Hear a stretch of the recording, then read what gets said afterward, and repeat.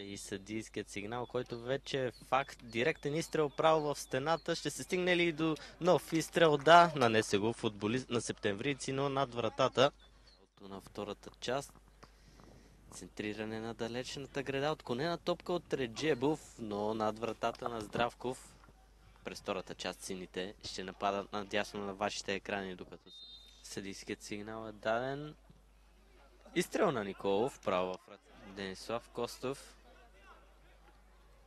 Към Николов. Николов с прострелно центриране към Крумов, който, както и през първото по време, не оставя много свободна игра.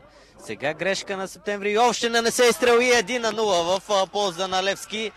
След като Мариан Йовов се възползва от грешката в отбраната на септемврийци и дава аванс на сините. Минутата е 60-та. Гостите повеждат в резултата след безпощадния изстрел в далечния ъгъл на Здравков от Мариан Йовов.